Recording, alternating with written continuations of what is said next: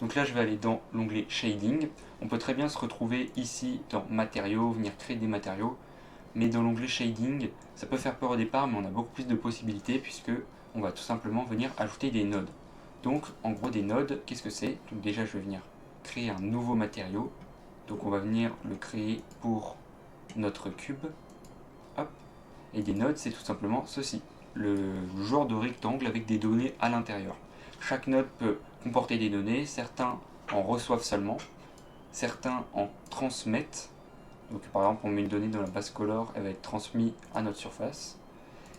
Et certains en donnent, tout simplement. Donc en gros, ici, vous pouvez tout simplement venir modifier la couleur, assez intuitif. Donc, vous voyez qu'ici, ça change. Hein. On aurait très bien pu la faire ici. Ici, vous pouvez modifier le métal, ici la roughness, etc. etc. Sauf qu'en fait, ici, on n'aurait pas réellement pu, ou en tout cas, ça aurait été compliqué, pouvoir venir modifier ces valeurs en détail. Parce que oui, on n'est pas obligé d'appliquer du métal uniformément sur toute la surface. On peut dire qu'ici, il y a un métal de 1, ici un métal de 0, ici de 1, etc.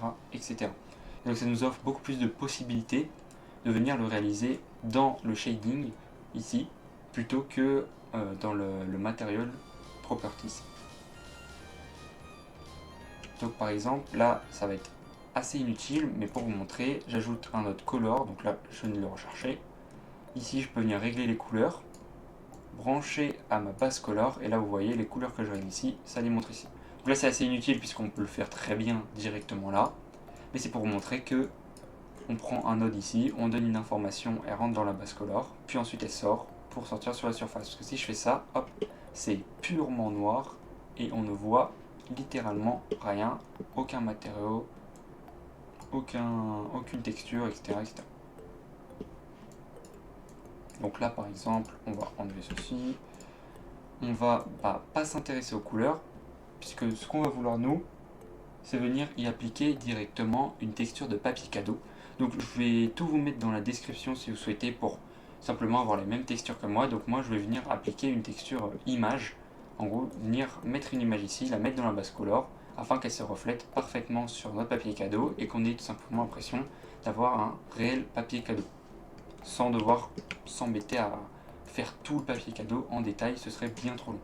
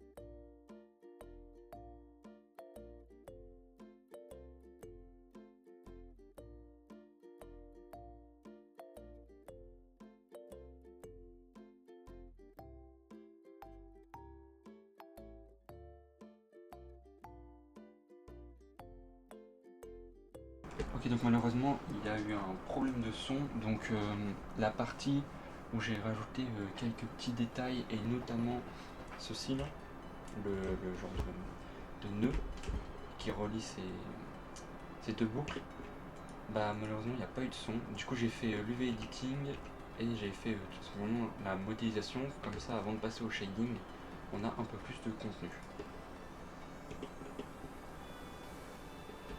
Donc là, les images de texture seront bien sûr disponibles dans la description. Donc tout ce que je vais utiliser là, je les mettrai dans la description. Donc ce sera les images par exemple pour le papier cadeau. Donc là vous faites Shift A, vous cherchez, vous mettez une image texture, comme ceci, afin de pouvoir, alors ou on peut créer une image texture ou ouvrir une image dans nos fichiers. Là c'est ce qu'on va faire. Donc à moins que vous ayez déjà une image dans vos fichiers, bah, vous faites Open et vous allez chercher là où vous avez mis. Et si vous avez pris l'image dans la description, bah normalement vous avez téléchargé l'image prévue dans la description. Vous l'avez mis tout simplement un dossier quelconque. Et donc là, vous allez ouvrir ce dossier. Donc vous faites Open. Donc là, j'ai sélectionné mon image. L'image, c'est tout simplement... Alors déjà, il faut mettre Single Image, parce que sinon ça va nous faire quelque chose de tout rose. Straight, on met couleur ici, et vous voyez, c'est celle-ci. Ce petit papier cadeau. Donc hop, on a celle-ci. J'ai mis dans Base Color, donc c'est pour ça qu'ici je laisse sRGB, tout simplement pour donner l'info qu'on garde les couleurs. Ensuite on peut venir régler le métal par exemple, la roughness. Là c'est plein de petits facteurs que vous pouvez régler si vous souhaitez. Donc là, UV Edit, on va regarder ce que ça peut donner. J'ai pas appliqué le modifier mirror. Donc on voit bien que les motifs se répètent. Donc si on veut, on peut appliquer le modifier mirror, ce sera peut-être plus propre. Je refais les UV simples, hein, vraiment. Hop. Donc là ici on voit notre papier cadeau. On voit que là on a quelques marques, c'est ça le fait d'avoir fait un UV rapide. C'est pas grave. Peut-être descendre un petit peu. Hop. Là par contre si vous avez l'add-on, normalement il est automatiquement mis dans les nouvelles versions. Donc c'est l'add-on Node, celui-ci. Donc vous pouvez le cocher si c'est pas le cas. Vous pouvez le chercher dans Get Extension si votre Blender est connecté via internet.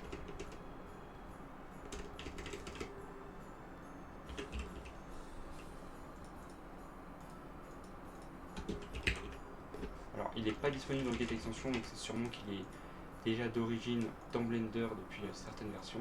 Et donc avec cet add-on, vous pouvez faire CTRL-T et venir ajouter un node mapping, un groupe node mapping et texture coordinate, afin tout simplement de coordonner les textures via les UV par exemple, ou bien l'objet. Là on voit que via l'objet c'est vraiment pas ce qu'on attend. Donc par exemple ici vous pouvez venir scale justement sur différentes choses. Donc là vu qu'on a des motifs, on va éviter scale sur une seule échelle, on va scale sur plusieurs échelles.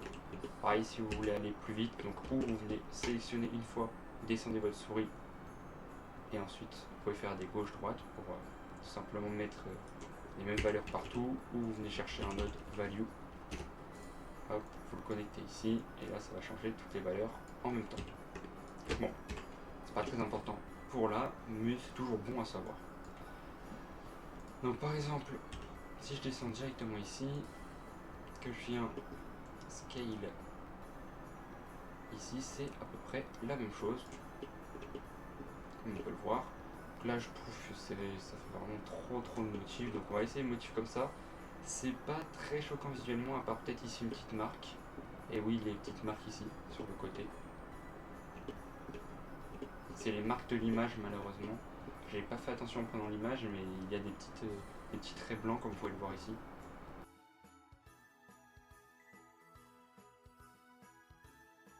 Donc voilà, on peut tricher un petit peu par exemple comme ceci. On a décalé un petit peu les petits traits blancs. Donc si vous voulez faire un mini rendu par exemple, les petits traits blancs sont pas très visibles ici. Mais de base, il faudrait faire les UV. Et pour faire les UV, tout simplement, on aurait pu faire quelques petites découpes par ici.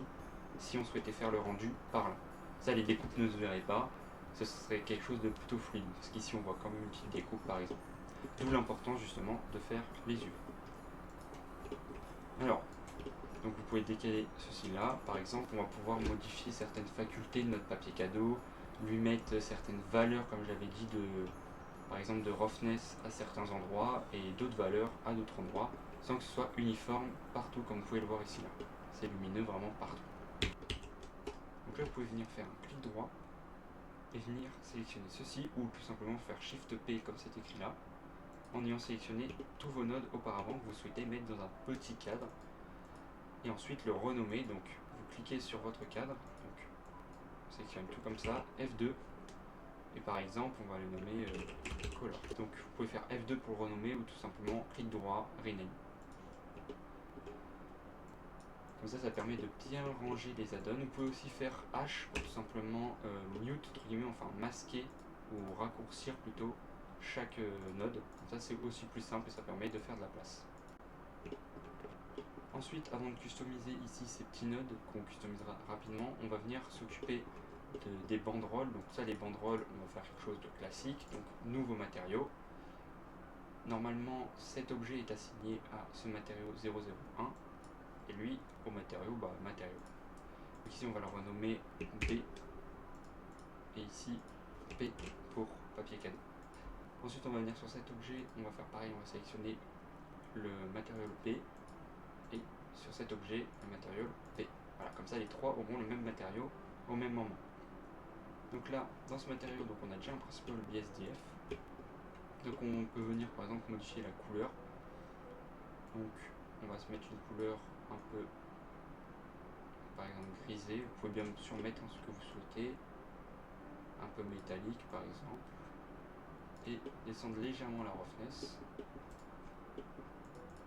Comme ceci. Donc par exemple si j'ajoute une light, on peut voir. Hop.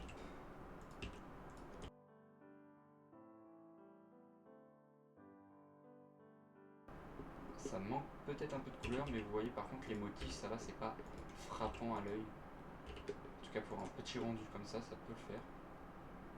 Mais ouais, ça manque peut-être un peu de couleur, donc par exemple on va venir, vous pouvez sélectionner n'importe quel objet vu que les trois sont connectés au même matériau. C'est pas très important. Donc par exemple, non, peut-être un jaune un peu métallique ou doré.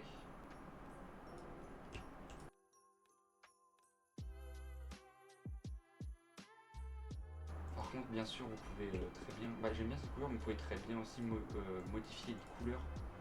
Donc venir faire des masques, on appelle ça des masques pour venir modifier tout simplement les couleurs pour éviter que ce soit uni partout. Donc là on reprend notre papier cadeau. Donc ici on va venir ajouter un noise texture.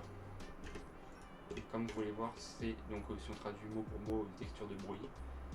Mais vous pouvez voir ici qu'on a une valeur noire et une valeur blanche. Et en fait la valeur blanche elle indique 1 et la valeur noire elle indique 0. Et vu qu'ici par exemple ici vous pouvez voir métallique 1 et 0, ça signifie tout simplement qu'au noir pur on aura du 0 en métal et au noir et au blanc pur pardon on aura du 1. Par exemple, hop, au noir pur, au blanc pur. Et ensuite les blancs plus sobres et les noirs plus sobres, tout simplement on aura des valeurs entre 0 et 1. Et ça permet de varier justement les valeurs qu'on donne à Blender. Donc on va venir régler le facteur dans le métal. Donc là c'est pas très frappant, mais là quand je viens bouger ici le scale, vous pouvez voir il y a des petites valeurs qui bougent. C'est simplement les valeurs de métal qui changent. Donc là ça va pas changer le visuel, mais je vous conseille de toujours faire CTRL-T donc, sur vos notes comme on a pu le faire ici, afin d'ajouter un texture coordinate. Donc de pouvoir bouger très facilement vos textures ici. Donc là c'est histoire de rajouter un petit peu d'ombre.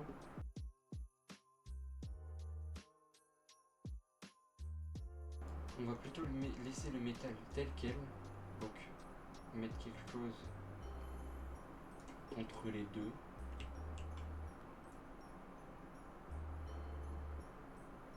Plutôt quelque chose ici. Et on va venir plutôt mettre notre noise texture sur la roughness.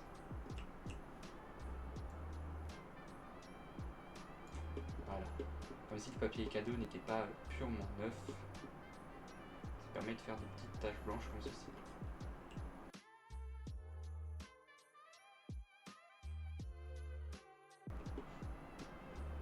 Donc voilà, donc occupons-nous de ce matériau.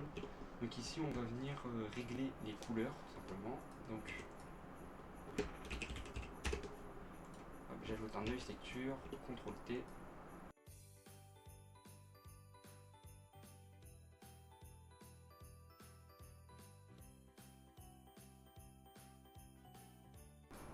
Donc là pareil on peut très bien l'utiliser dans un autre mix color. Donc mix color comme son nom l'indique, ça vient mixer tout simplement. Donc pas forcément toutes les couleurs, ici comme on peut voir ça peut mixer des valeurs aussi, ou des vecteurs. C'est un des nodes les plus utilisés, donc c'est très sympa de le connaître. Et donc ici par exemple dans Facteur, donc vu qu'ici dans Noise Texture on a du noir et du blanc, dans Facteur c'est le même principe, noir ça veut dire 0, blanc ça veut dire 1, donc ici ça va nous mettre entre 0 et 1. Quand je vais le mettre dans Facteur. Et ensuite, je vais vous montrer directement au niveau du visuel. là je vais avoir du rouge dans certaines parties et du vert dans d'autres. Donc on va mettre Material Preview. Donc là si je bouge le scale, vous voyez les couleurs commencent à se mélanger. Voilà, ici c'est très très visible. Donc les petites taches, c'est là où il y avait du noir. Et les surfaces plus vastes, c'est là où il y avait du blanc. Et donc vous voyez, le blanc ça a mis sur 1 et le noir c'est sur 0. Donc le noir ça correspond au rouge, donc au A, et le blanc ça correspond au 1, donc au vert, et donc au B. J'espère que c'était assez clair, j'espère que c'était assez compréhensible. Bon, c'est pas très compliqué le node Mixcolor. Quand on a compris le principe que les couleurs ce sont des valeurs, entre guillemets, valeurs mathématiques pour donner des informations au logiciel, ça devient tout de suite plus clair. Donc là on va pas laisser comme ça, on va repartir sur la couleur un petit peu jaune qu'on avait précédemment.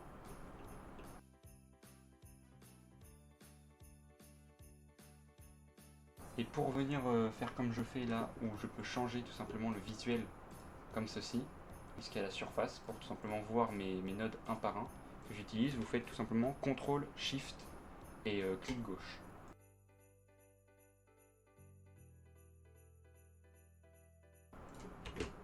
Donc là, je vais venir copier les valeurs pour avoir le jaune parfait que j'utilise. Hop.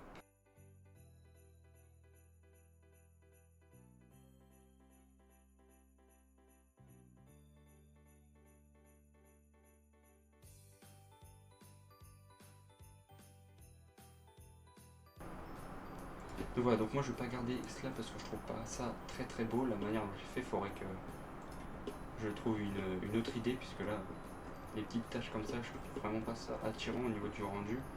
Donc ce que je vais vous proposer, c'est qu'on va tout supprimer. On va garder la couleur jaune classique. Vous pouvez très bien de votre côté continuer de tester, rajouter des nouvelles choses. Là le but c'était surtout vous montrer le noise texture, enfin vous montrer les possibilités de Blender au niveau du shading. Hop. Donc je vais garder ma couleur classique. On va peut-être l'assombrir comme ça, légèrement, un peu brillante. On va pas s'embêter avec autre chose et on va garder ça comme ça. Là ici, pareil, vous pouvez faire Shift P, on peut le rename. Donc c'était pourquoi? C'était pour la roughness. Hop. Et ici, il n'y a rien besoin de rassembler.